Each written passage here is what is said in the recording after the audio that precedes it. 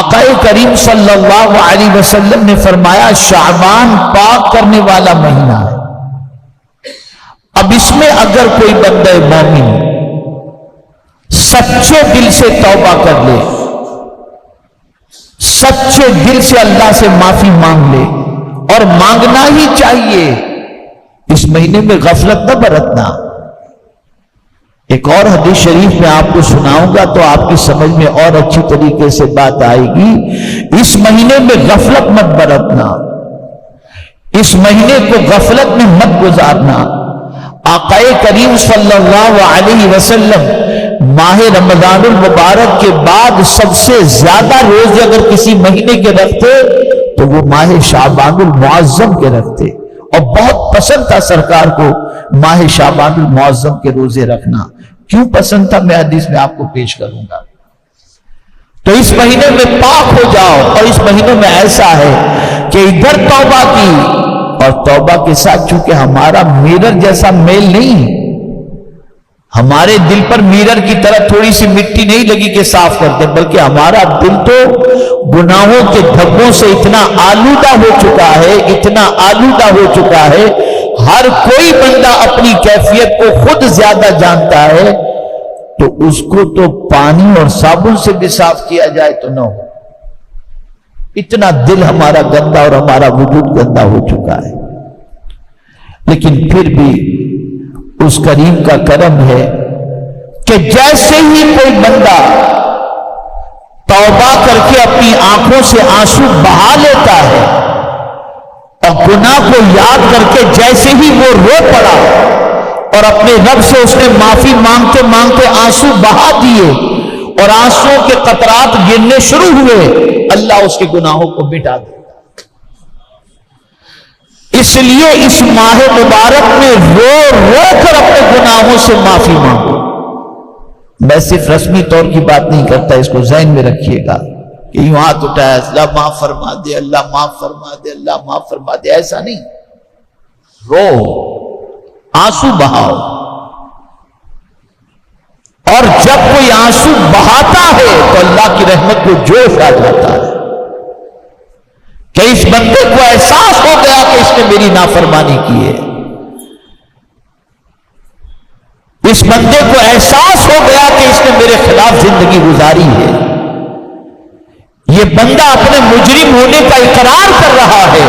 خدا کی قسم اب تو مسلمانوں کا میں نے حال دیکھا ہے، میں تو کبھی کبھی گھبرا جاتا ہوں کہ یا اللہ اتنا دل مسلمانوں کا سخت ہو گیا کہ آنسو نکلتے ہی نہیں.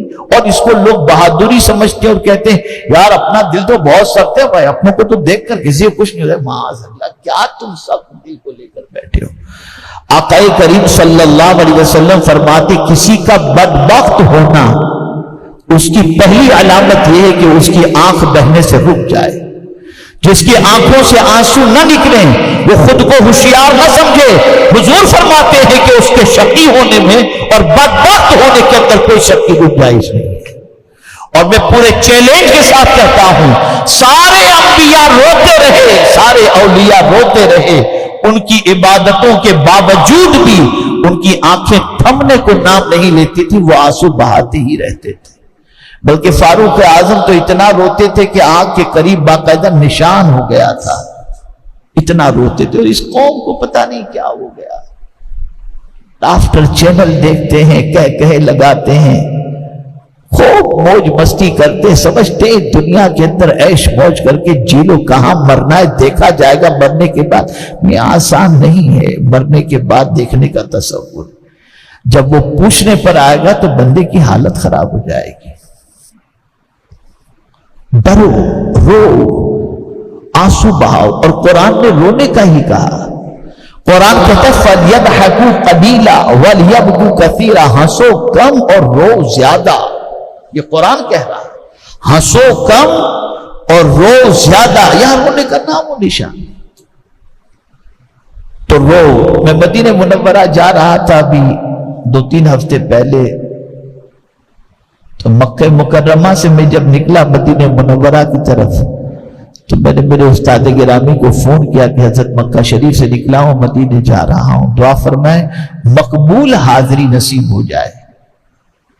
تو انہوں نے مجھ سے فرمایا کہ دیکھو بس کوشش کرنا کہ حضور کے روزے کے سامنے کچھ آنسو نکل جائیں، کچھ آنسو نکل جائے اور دل سے نکل جائے، اس لیے کہ مقبول حاضری کی علامت میں سے ایک علامت یہ ہے کہ بارگاہ رسول کے اندر آنسو نکل جائے۔ اور پھر جو آگے فرمایا اسے سنیے، ارشاد فرماتے حضور کسی کا آنسو دیکھ ہی نہیں سکتے، دیکھ ہی نہیں سکتے، ادھر آنسو نکلے اور ادھر پروردگار کے پیارے حبیب صلی اللہ علیہ وسلم کی رحمت کو جوش آ گیا۔ تو جب سرکار آنسو نہیں دیکھ سکتے تو مولا کیسے آنسو دیکھ سکتے؟ یہ رونا ہی نہیں۔ اس ماہ مبارک میں رو رو کے اپنے کو پاک کرو، یہ پاک کرنے والا مہینہ ہے، یہ پاک کرنے والا۔ اور ایک حدیث مبارکہ آپ کو سنا دوں، شاید کہ یہ حدیث مبارکہ آپ کے دل و دماغ کو اور معطر کر سکے اور آپ کی زندگی میں کوئی انقلاب لا سکے۔ یہ نسائی شریف کی حدیث ہے، حضرت اسامہ ابن زید رضی اللہ تعالی عنہما سے مروی ہے، کہا کہ میں نے عرض کیا یا رسول اللہ صلی اللہ علیہ وسلم، حضور کو شعبان میں سب مہینوں سے زیادہ روزے رکھتے دیکھتا ہوں۔ حضرت اسامہ ابن زید نے حضور سے عرض کیا کہ سرکار میں آپ کو دیکھتا ہوں کہ شعبان میں بہت زیادہ آپ روزے رکھتے ہیں۔ کس سے پوچھا؟ جواب دیجیے آپ، بولیے، زور سے بولیے، حضور صلی اللہ علیہ وسلم سے۔ یہ اس لیے کہ یہ بھی یاد کرانے کا اور سکھانے کا ایک طریقہ ہے کہ پوچھو آدمی جواب دے گا تو بات یاد رہے گی۔ کس سے حضرت اسامہ ابن زید نے پوچھا؟ حضور صلی اللہ علیہ وسلم سے۔ اور کیا پوچھا کہ سرکار میں آپ کو شعبان میں سب مہینوں سے زیادہ روزے رکھتے دیکھتا ہوں۔ تب آقا نے کیا فرمایا؟ غور سے سنو، ارشاد فرماتے ہیں یہ ایک ایسا مہینہ ہے کہ لوگ اس سے غافل ہیں۔ یہ حضور فرماتے ہیں یہ ایسا مہینہ ہے کہ لوگ اس سے غافل ہیں، جو رجب اور رمضان کے درمیان ہے، یعنی شعبان المعظم۔ اور ایسا مہینہ ہے کہ اس میں اعمال رب العالمین کی بارگاہ میں پیش ہوتے ہیں۔ اس مہینے میں بندوں کے اعمال اللہ کی بارگاہ میں پیش ہوتے ہیں۔ اب سرکار فرماتے ہیں جو سید المعصومین ہیں، ارشاد فرماتے ہیں کہ مجھے پسند ہے کہ میرا عمل اس حال میں پیش ہو کہ میں روزے سے رہوں۔ یعنی اب آپ اندازہ لگائیے، آقا کریم صلی اللہ علیہ وسلم فرماتے ہیں کہ یہ اللہ کی بارگاہ میں اعمال کے پیش ہونے کا مہینہ ہے، تو سرکار فرماتے ہیں میں چاہتا ہوں کہ میرے اعمال جب پیش کیے جائیں تو میں روزے کی حالت میں رہوں۔ پتہ چلا یہ مہینہ کتنا عظیم مہینہ ہے۔ اب یہاں پر ہمارا حال یہ ہے کہ ہم جو ہے اس ماہ مبارک کو وہی کھیل کود، کھانے پینے، لغو و لعب، غفلت کے اندر گزار دیتے ہیں۔ کوئی احساس نہیں، نہ اعمال کے پہنچنے کا احساس، نہ دفتر کے کھلنے کا احساس۔ میری ایک کلپ آپ سنیں گے جس میں حضرت عبداللہ ابن مسعود اور حضرت عمر ابن خطاب رضی اللہ تعالی عنہما، یہ دونوں ماہ شعبان المعظم کی 15ویں شب کیا دعا کیا کرتے تھے۔ یہ دونوں کون ہیں؟ اللہ اکبر! حضرت عبداللہ ابن مسعود وہ ہیں جن سے حضور قرآن سنتے تھے، اور حضرت عمر ابن خطاب وہ ہیں جن کو سرکار صلی اللہ علیہ وسلم نے، جن کے بارے میں فرمایا کہ میرے بعد اگر کوئی نبی ہونا ممکن ہوتا تو وہ عمر ابن خطاب ہوتے۔ یہ لوگ ماہ شعبان کی 15ویں شب کس طرح سے دعا کرتے تھے؟ بالکل ہمیں نہ بڑی رات کی فکر ہے نہ بڑے دن کی فکر ہے۔ جمعہ ہے نا، بڑا دن ہے آج کا، قیامت بھی جمعہ کے دن قائم ہوگی۔ ذرا دیکھیے 2 رکعت کے سلام پھیرتے بھاگم بھاگ جلدی سے نکلے جلدی مسجد سے اور بس ٹینشن فری ہو جائے۔ العیاذ باللہ، کوئی شوق نہیں، کوئی عبادت کا ذوق نہیں، سمجھتے جانا ہی نہیں ہے۔ اس دنیا سے جائیں گے تو جتنا مال جمع کیا ہے سب لے کے، کچھ لے کے نہیں جاؤ گے، سب دھرا کا دھرا رہ جائے گا۔ جتنی نیکیاں ہوں گی اللہ نے وہ قبول کر لی تو وہ ساتھ جائیں گی۔ تو عرض کرنے کا منشا یہ ہے، یہ پاک کرنے کا مہینہ، اس میں پاک ہو جاؤ۔